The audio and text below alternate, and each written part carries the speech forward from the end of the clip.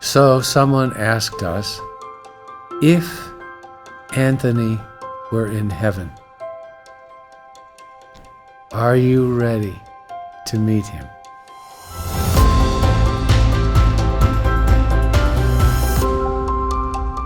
Welcome to Conversations brought to you by It Is Written. My very special guests are Dr. Darold and Barbara Bigger.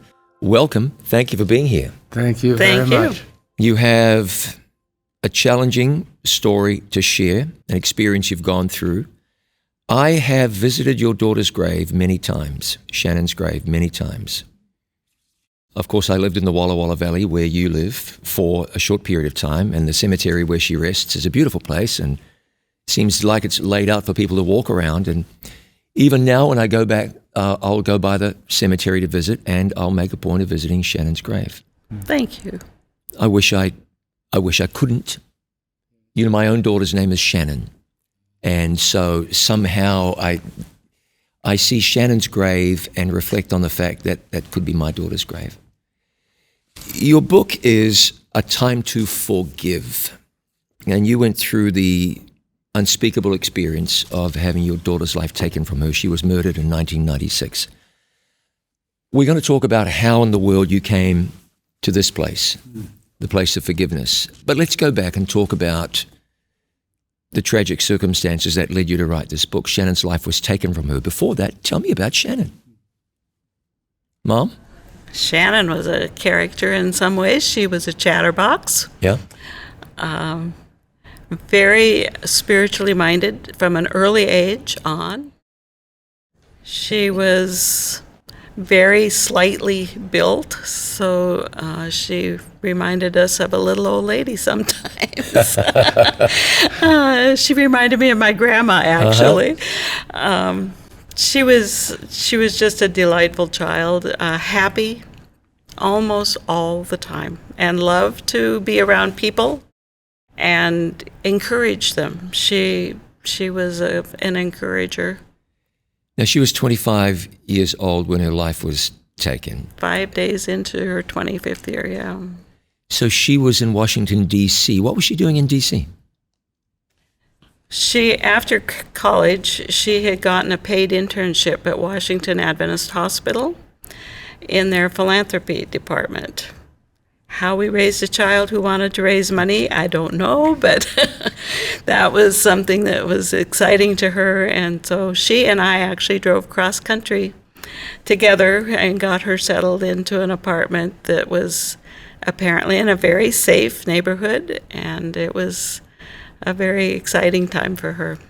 Well, So- that notion of a safe neighborhood became important to us afterward. Because when something tragic like this happens, you wonder, could we have done something to forestall or prevent this? Did we make mistakes in advice or guidance? Now, And- someone at some stage said, you mustn't think that way, and then at some stage you agreed. How long did you wrestle with that? So essentially what you're doing is assuming some portion of the blame Sure. that her life was lost. Yeah. How long did that go on? Not very long for us. And I think part of the comfort of that was that finding that particular apartment was a matter of prayer and advice from people who knew the area. So that was early on a significant comfort to us. One combines divine inclinations and guidance with good, solid, practical advice and clear thought, and those things combined for me. Yeah, it actually seemed rather miraculous that we found that apartment, because Shannon had decided she wanted a kitchen with a black and white checked floor, and that apartment had that. And then when we went to sign the lease agreement, I was the naive little woman from Washington State instead of a big city gal. I didn't know that we might have a waiting period before we could get in. Well, we had this little U-Haul with all her earthly possessions. We needed to get it unloaded and back, and I needed to go home. And the man at the office said, well, let me make a phone call to the credit union and College Place. so that my credit was good and all was well, and we were allowed to move in within hours, not just days or weeks. Okay, so I want to ask you a question a little bit out of order. So Shannon was murdered how long after she moved in? A year. A year. Almost Okay. a year. So she'd been there a year. Now, this is the question that's out of order. You prayed about this apartment. God led you to that apartment. There was a series of providences that allowed Shannon to move into that apartment, and in that apartment her life was taken. You must have had some conversations with God about that. You led us here, and now this happens. I think, without analyzing this thing on the spot, most people who go through a tragedy of almost any kind and feel that God has led them could say the same thing. I took this job and yet I was laid off 6 months in. We moved here and then Dad was killed by a drunk driver. Talk about that wrestling. So first, what could we have done to stop this? In other words, maybe this was our fault. But now maybe it's God's fault because he led Shannon to the apartment in which she was killed. So come on, help us understand how you wrestled with that. Sure. That is a microcosm of the whole human experience. We do tend, when we can't make plausible explanations for bad things that happen, we tend to blame God for that. And there's a sense in which those questions about the origin of evil and how pervasive it is, God needs to respond to. I'm comforted, and was during that process, comforted by a number of the Psalms in which the psalmists are not afraid to accost God with their accusations. Where were you?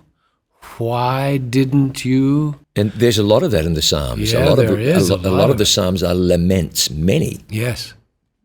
And many of those same Psalms, by the conclusion of the Psalm itself, come to resolution. Yes. So there's a sense in which sharing our angst with God helps clarify the reality of human experience in our own minds. Yes, it's important to understand that, as God points out, our thoughts are nowhere near the same level as God's thoughts. We are going to struggle with things. And I think God can handle it, can't he? Yeah. Tell us what happened that day, that night, that Shannon lost her life. What happened?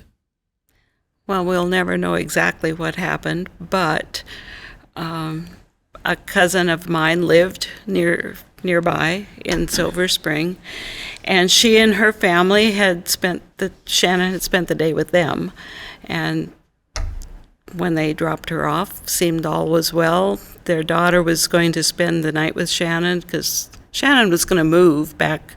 She had already accepted a job in Idaho when her year internship was up. So they were trying to spend time together, and my cousin's daughter, Ava, was going to have a sleepover. Well, they decided not to do it that night, and so Ava called Shannon that evening and got no answer.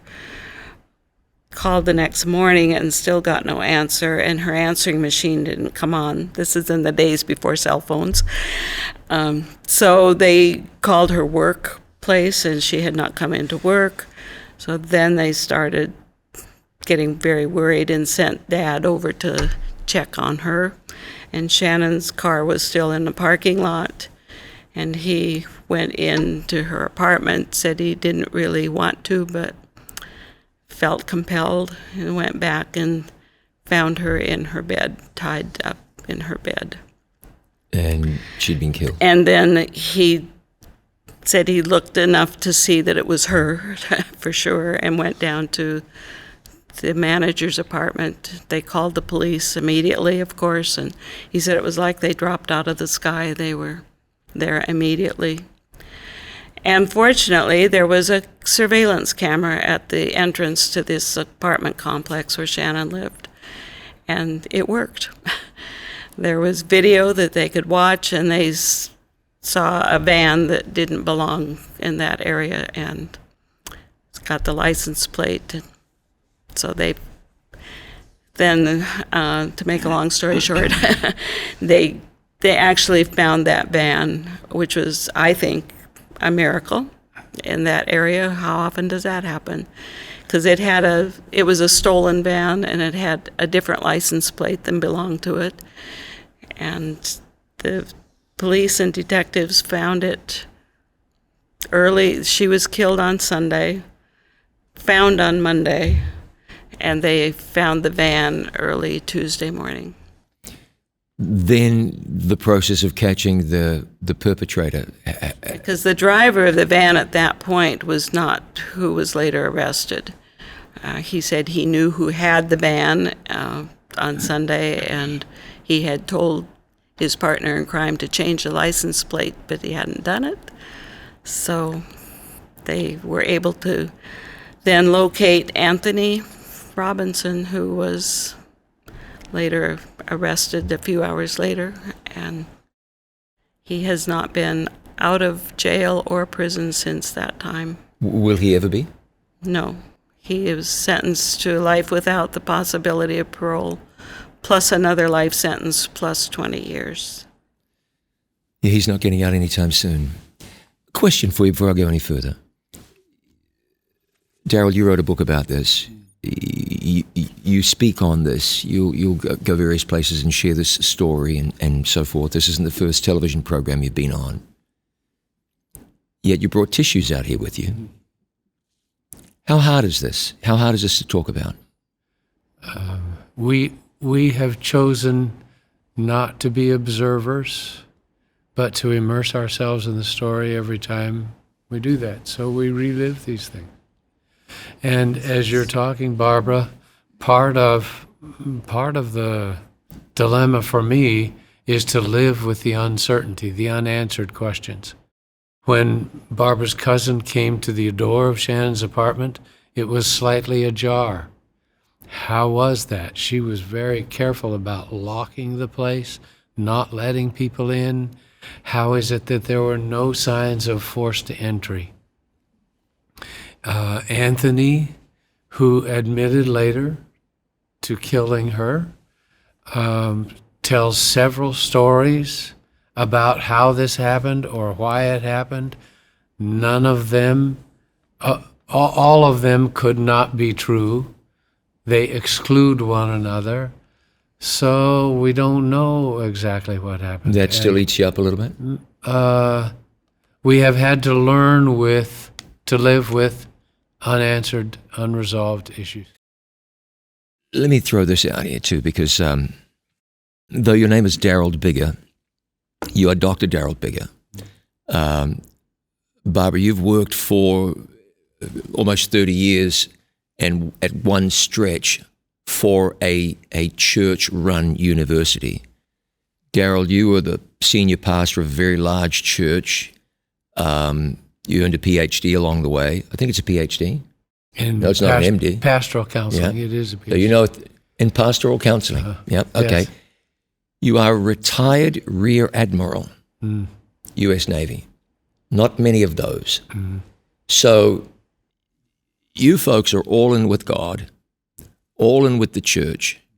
You're a big shot in terms of the government and the military. You have an extensive background in education and life experience. And then this happens. So, in some ways, some of your experiences must have helped you because you've helped people in similar situations many times. A doctorate in pastoral counseling, you're the expert. But then at the same time, you a Rear Admiral, you're part of the team that doesn't get pushed around. You do the pushing. You are part of a team that's strong and resilient and almost impenetrable or impermeable. And yet this happens. So an experience like this is, I know it's a minor question, but I'm going to ask it anyway. What does that do to your sense of self and how you relate to your place in the world and your place in the heart of God when something so senseless and so desperately tragic happens, nothing you could do about it, in spite of your education and your experience and your service and your love for God. And I mean, I'm sorry, if you're a rear admiral, you're a big shot. None of that could defend you in this. Help me understand. I think I'm asking because I'm struggling to understand that. I don't think any of those things ever altered my internal identity. I've always felt like I was a pastor of a little congregation. I love the people who are closest to me. So I don't think of myself in those terms. Sure. We do. You might not, but we do. The rear admiral who once upon a time could have issued an order or something to take care of a situation. Not now. Well, there certainly is a sense. I was a chaplain in the military. Yeah. So my focus was coordinating religious, spiritual, moral ministry to those with whom I worked. And there is certainly a sense in which, as a professional Christian, a lifelong Christian, I had some disappointments in my responses. And those disappointments came in the aftermath of Anthony's plea and his sentences to which he agreed. Several months after that, we got the phone call from the state's attorney saying that Anthony had filed appeals. Oh. And that he wanted to change his plea to not guilty. What does that do to you? Oh, it was infuriating to me. Absolutely infuriating. And in the early months, I had been so overwhelmed with grief and sadness that I wasn't aware of the anger behind that. But when he appealed, it all came rushing to the fore. And I was furious at this man who had admitted, for goodness sakes, that he had stabbed and slashed our daughter to death. Now he wants to act as if he had not done that after all, and he wanted his sentences to which he had agreed as the natural consequence of what he had done, he wanted those reduced, and I was infuriated. Do you know why that was? Was it a lawyer's advice or something? Do you have any idea why? With his, you mean, why he would appeal? Yes. The state's attorneys, the whole legal system was very helpful to us from the very beginning. That's good to hear. We had very thoughtful detectives who investigated the case, and they were reassuring to us. They told us early on that they had found Shannon's prayer journal beside her bed. And it's very touching to me as a parent to realize that that remained, even when she wasn't at home, an active part of her life. Yes. And they read that journal and realized these are their sentiments. They realized that this was not a druggie or a prostitute, that this was a different kind of situation. And that is significantly motivating and reassuring to us. Yes. How'd you hear about this? I've read, but I want you to put it in your words. I did read something that I remember where you said, I believe, Darold, you didn't think it was possible for someone to cry so many tears. How did you learn? So this took place in Washington, D.C. You're back in the state of Washington. How did you get word? Well, I was at work at the bookstore and got a phone call from our campus chaplain, John Kress, asking me to come to his office immediately. He had a personal matter of some urgency. And that's all I knew. What was going through your mind? I thought maybe our younger daughter and a foster daughter who had been home that weekend while we were in Portland. Darold was officiating at a wedding of some of Shannon's friends. And I thought maybe those two girls had gotten into some sort of trouble that I didn't know about, but although I didn't really believe that they would have. They were too old for that, I thought. And when I got to John's office, I tried to chit-chat with him about this wedding we had attended, and he informed me that we were waiting for Darold, and he said, and I just can't talk right now. So I just sat there, and I thought, oh my goodness, what in the world could this be? It never even entered my mind. Of course, it had to do with Shannon. So I waited what seemed like an eternity, but I'm sure it was just a few minutes, and Darold came, and John came. And John called my office as well. I had the morning all mapped out already. I was moving for the summer. This was in June. I was moving to another office to fill in for a faculty member who was going to be gone. And he said, I need you to come to my office. And I said, well, I've got some time this afternoon. I can come over this afternoon. Would that work? And he said, no, I need to see you right now. And I was a little irritated at having my schedule rearranged. And when I walked in to his office and saw Barbara sitting there, I knew something unusual was coming. Did it enter your mind, maybe this is something to do with Shannon? She's been in an accident or whatnot? No, it didn't. No. But he came around his desk at that point when Darold got there, and he said, I have the worst possible news I could share with you. Shannon's been killed, murdered in her apartment. My mind stopped at the word killed. Yeah. And I actually envisioned an automobile accident. I knew where she drove to work every day, and there was a 5-way stop along that route. And frankly, I thought the people in Maryland drove like crazy people because they went through yellow lights a lot. Well, at least it was my experience at that time. So I envisioned an accident at that junction, and I wondered how many other people were involved and who else might have been killed or hurt. And then my mind heard the word murder. I could not comprehend that. The best way I know how to describe it is I felt like the blood drained out of me. It was this weird sensation through my body.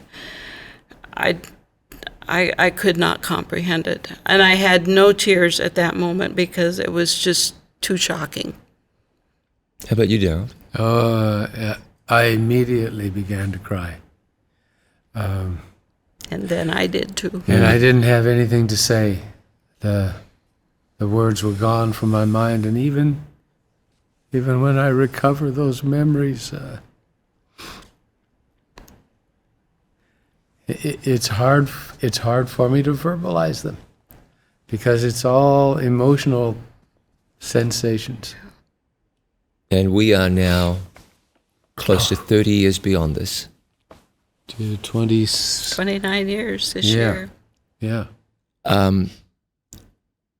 Obviously, time does something, must help in some way.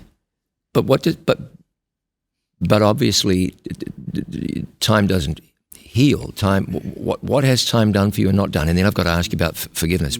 What has time done for you and not done for you in relation to this tragedy? For me, time has decreased the intensity of the sadness.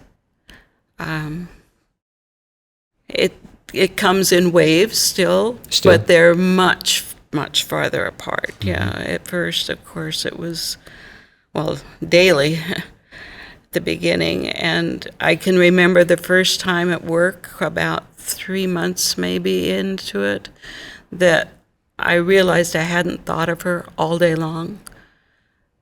That was an overwhelming sadness, even though my mind knew that that was probably very healthy. Sure. I was overcome with grief, thinking, don't I love her anymore? What happened here?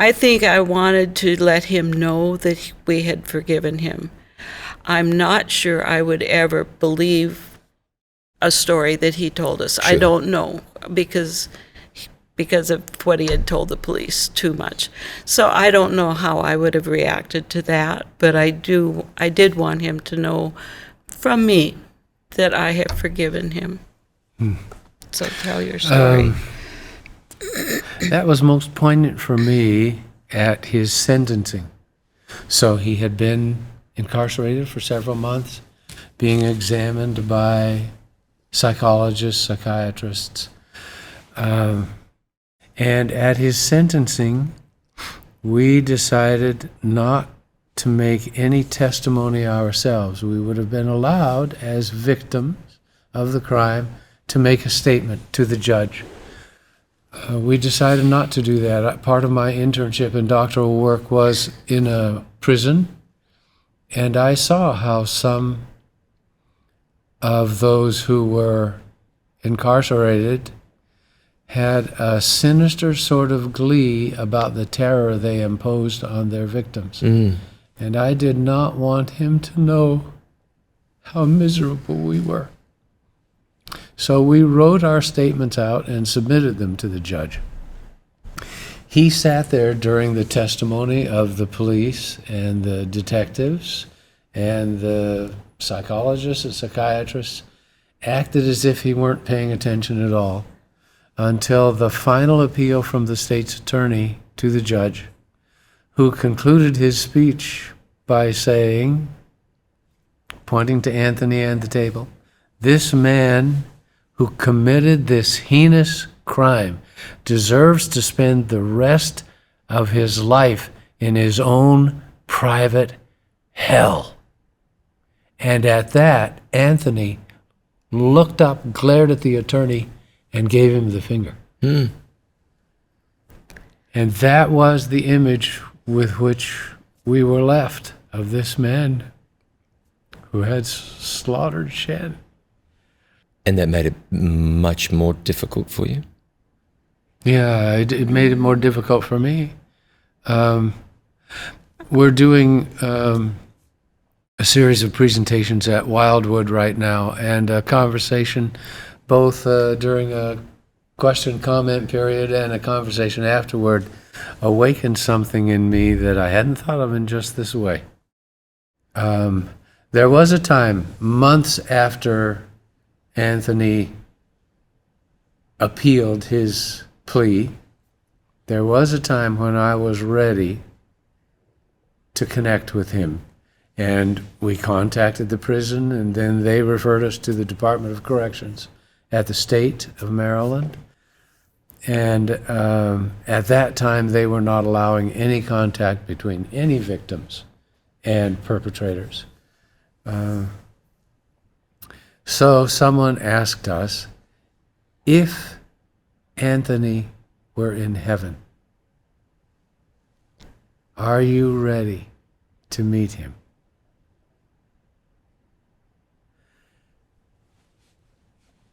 And I imagined in my mind walking up and seeing him, and realized that I would be grateful for the years of the millennium to get used to the idea that he was now someone different Yes. than the one who had killed Shannon. And I would want to hear his story first, I think, before I gave him a hug. But I'm ready to listen to the story. You described the moment you learned about Shannon's death. I'm certain the first thing on your mind wasn't, we must forgive the murderer. I'm sure that wasn't the first thing. It might take a while here to process all of the thoughts that you went through, but at some stage you came to the idea maybe it is a time to forgive. What brought you to that place?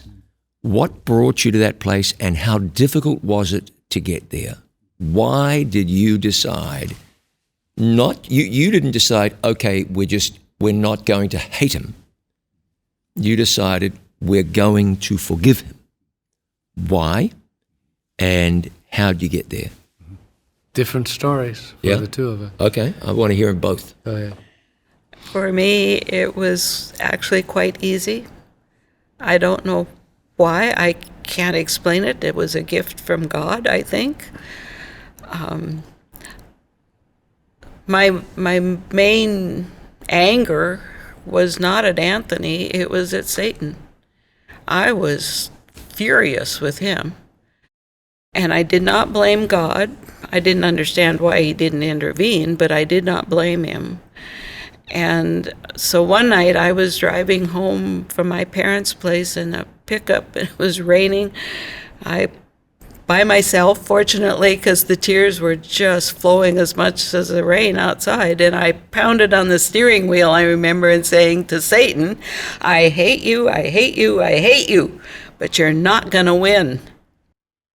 And that was my release. And from then on, it was easy for me to say, okay, Anthony, I forgive you. I hate what you did. Sure.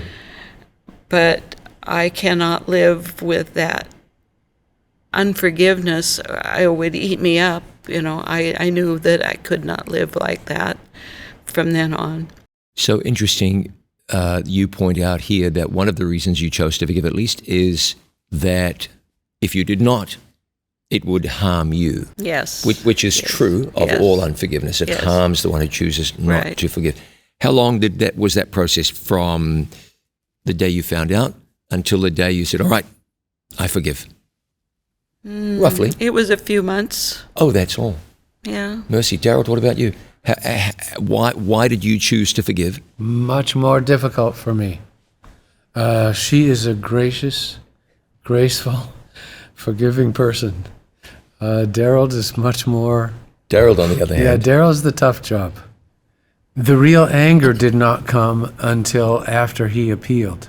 So I was so immersed in grief for the first 6, 7, 8 months that I was not aware of my anger.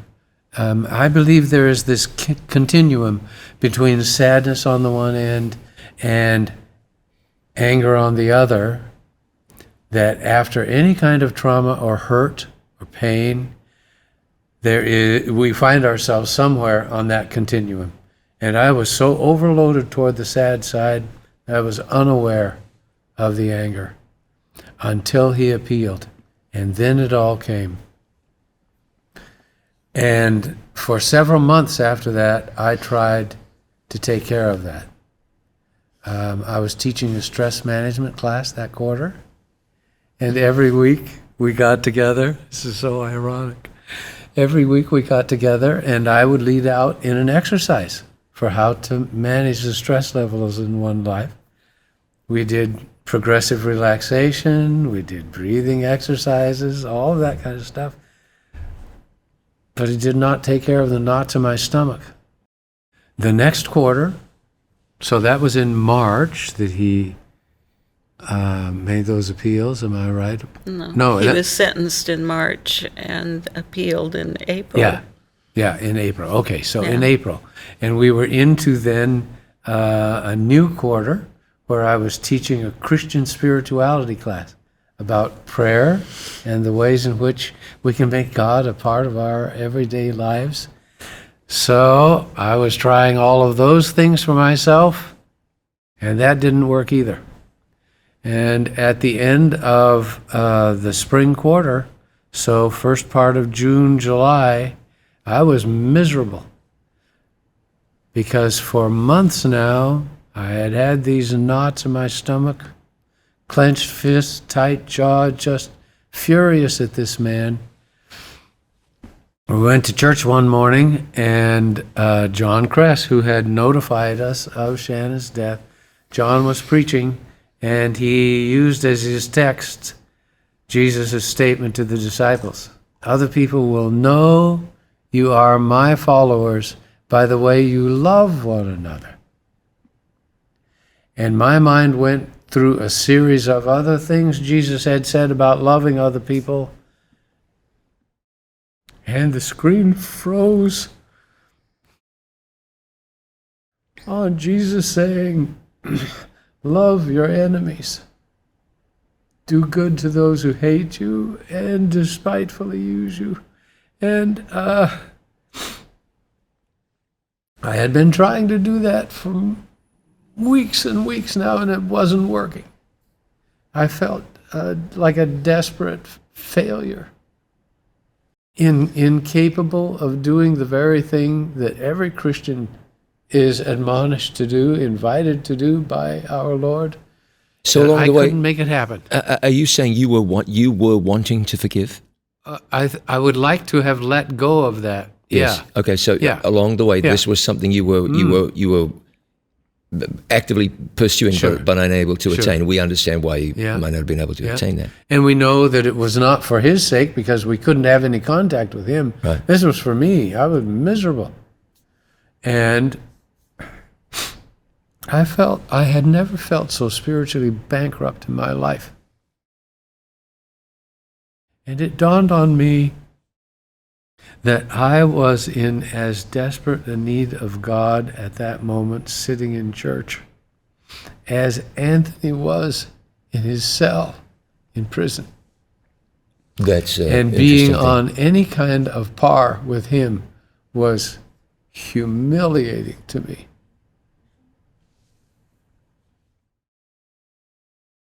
And as that thought penetrated me, I remembered Paul's statement in Romans. While we were still sinners, Christ died for us. Very seldom would a person die for another, but maybe if they were really a good person, one might be willing to die. But God shows his love for us. While we were still sinners, Christ died for us. And to think that when I hated myself, that's the me Jesus died for, has changed everything about my self-perception and my life ever since then. I want to ask you a question you don't know the answer to, but we'll see how you do with it. If you hadn't made the decision to forgive, and it was a decision, it was a choice, and it just happened, who would you be today? How would you be different? Oh, he'd be very cynical. Probably wouldn't even, well, maybe wouldn't even be together. I don't know. We've been so miserable with each other. I would have been pretty hard to live with. Yeah, and I'm sure I would have too. The decision to forgive, was there ever a time you sat down at the breakfast table or wherever and said, hey, listen, we just should forgive this guy because what if we don't, or look at what it's doing to us? Was this a team effort, or you arrived there independently of each other?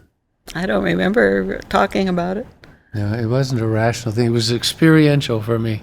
And that was very troublesome for me because I am predominantly a rational person.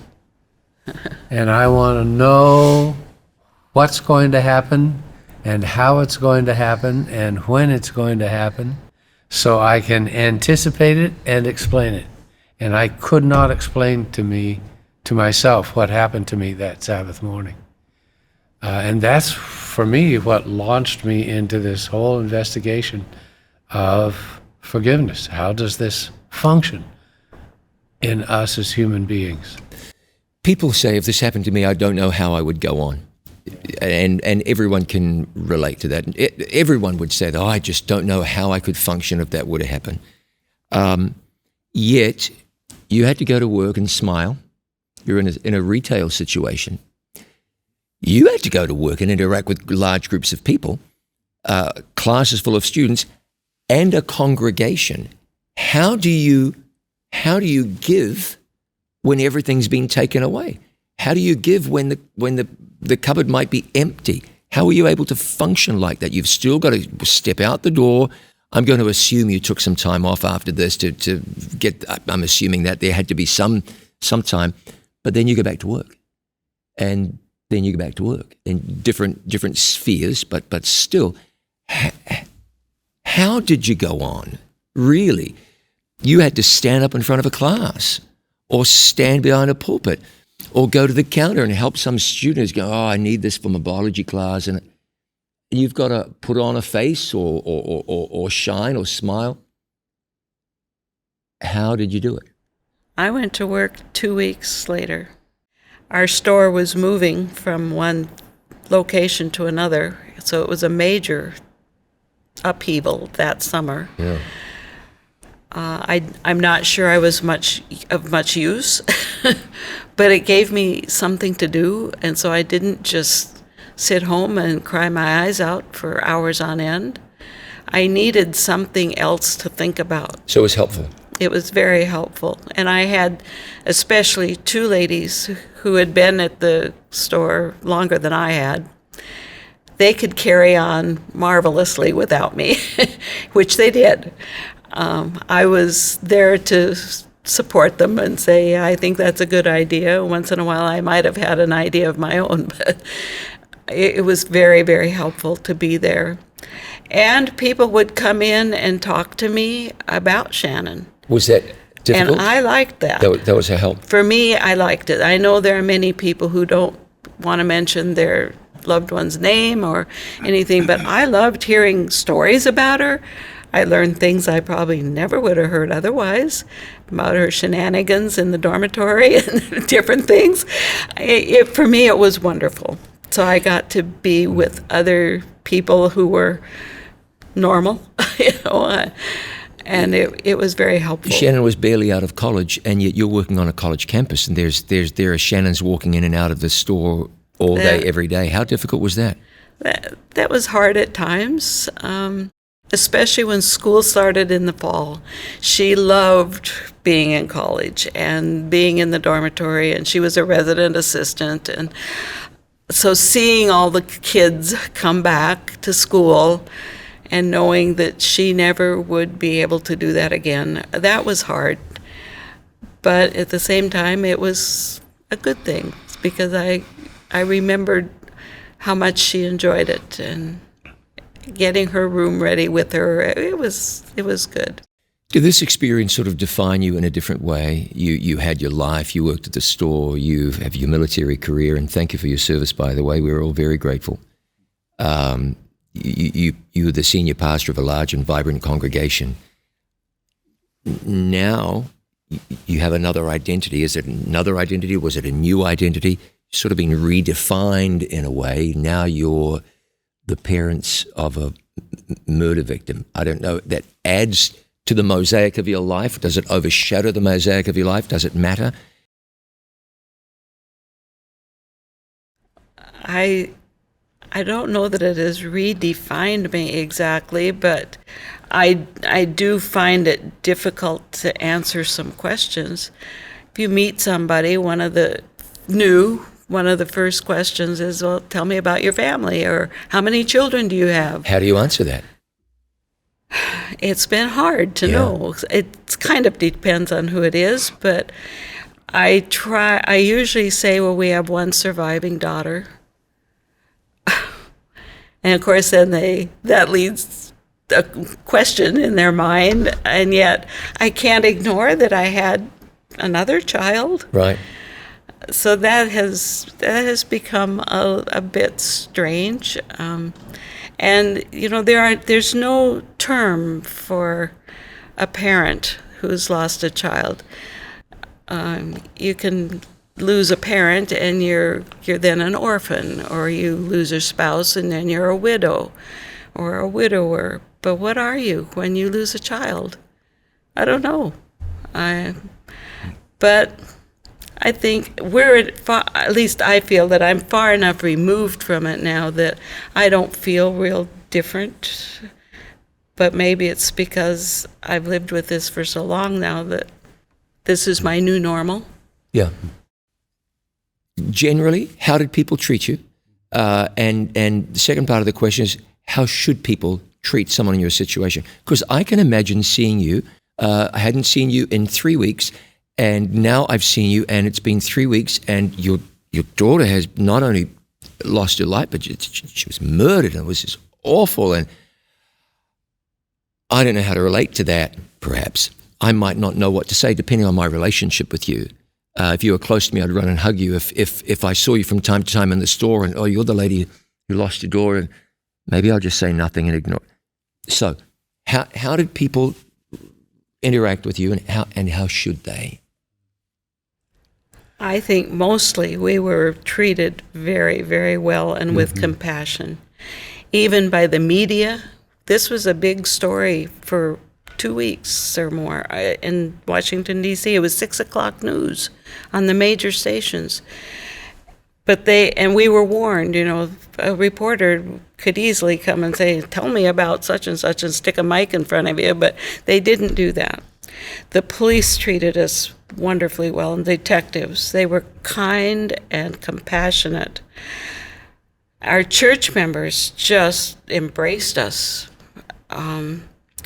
I felt very, very almost overwhelmed with sympathy and compassion, and yet there were times when people would say something that wasn't particularly helpful. I remember a lady saying that she knew just how I felt because she had lost her cat. And I thought, you have no idea how I feel. She really said that. She really said that. Bless and her then heart. later I realized, I don't know how I responded to her. I probably just said, oh, I'm so sorry about your cat. But I later realized she had married very late in life, and her cat was her child. And so she did think she knew how I felt, and that was okay. But I appreciated people who would still call Shannon by name. They didn't have to talk about her every time we saw each other. That was fine, too.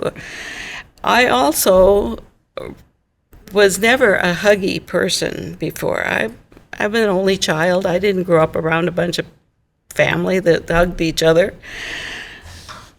And I tell you, in the first probably 2 weeks, well, even in the first week, I hugged more people than I had my whole life. And you know what? It's a good thing. It turned out to be just really very, very positive. And so I hug people all the time. Yeah. And it's a good thing. Yeah, we have really been very well treated. One of the more meaningful early encounters I had was at Shannon's funeral, and the people who came by the reception line to greet us and commiserate with us included a man whom I had known for a long time. And when he got to me, he reached out and took my hands and didn't say anything. He just squeezed my hands. I think people worry too much about what to say, and just to be in the presence of and acknowledge what we know about one another is really the message we're after. I want you to give advice to people who've gone through something. I'm not going to say people who've gone through what you've gone through, because thankfully there are relatively few, but people who've gone through some great difficulty. It could be something inflicted upon them. Maybe they went through a bad marriage, lost a loved one in some way, whatever the situation is, and they're finding it hard to forgive. What's your advice to people? You wrote the book on this. So what do you say to people who really need to forgive, are not forgiving? Maybe they don't even know that's an option or something they could or should do. What's your advice to them? My own experience leads me to say that the more profoundly we experience God's forgiveness of us, the more easily and profoundly we are able to forgive others. So to the degree that I face my own needs, my own failures, and experience God's love for me in spite of myself, the better I am able to share that with other people. I think they need to understand that forgiveness does not mean that you excuse what happened or forget it necessarily. It does not also, I think, does not mean you have to reconcile with that person. Right, agreed.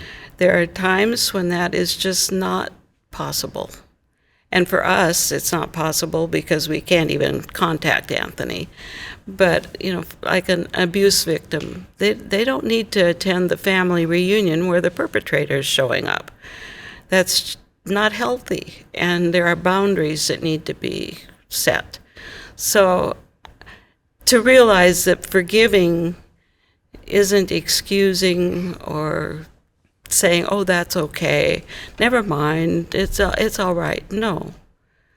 I can forgive that person without those kinds of parameters, I guess is the way I'd put it. But it is facing up to what happened, and there's more to it than that in your presentation, so that you do facing reality and other things. So Expect the consequences. yeah, There are expecting consequences. There are consequences to the victim, and there are consequences to the perpetrator, and we expect those and accept them. Don't try to deny it. So forgiveness is a process. It is not an event. You do it over and over and over. So if somebody can be encouraged by your experience, have gone through what you've gone through, and be able to say, we just choose to forgive, I'm hopeful that someone will be encouraged and blessed. By the way, there's your name, A Time to Forgive, One Family's Journey After the Murder of Their Daughter. Where can we get it? Amazon, Pacific Barnes Press, and Noble. Barnes and Noble. It's Pacific easily Press. available. All right. So this is There's what you want. also a DVD workshop that another colleague and I developed several years ago, so that the lectures, presentations are all there. Fantastic. And available, and a workbook with some questions you can either go through yourself or have a family or a group of people studying together some discussion questions And where around does one each find topic. that? Where does one find that? All the same places? Pacific Press would have those. Okay, Pacific okay. Press And Publishing. it's called Forgive Now. Okay. So here's what you want to do to get the book. Darold Bigger, A Time to Forgive. Google that. You know how this works. And you'll find, or DuckDuckGo that, or whatever your search engine of choice is. And you'll be directed to where to get the book. And the workshop, the DVD workshop, is called Forgive Now. So Darold Bigger, Forgive Now. And you'll be good to go. Can't thank you enough, Dr. Darold Bigger, Barbara Bigger, thank you. Thank you for Appreciate the it. opportunity. Thanks and God bless you. And thank you. With Dr. Darold Bigger and Barbara Bigger, I'm John Bradshaw. This has been our conversation.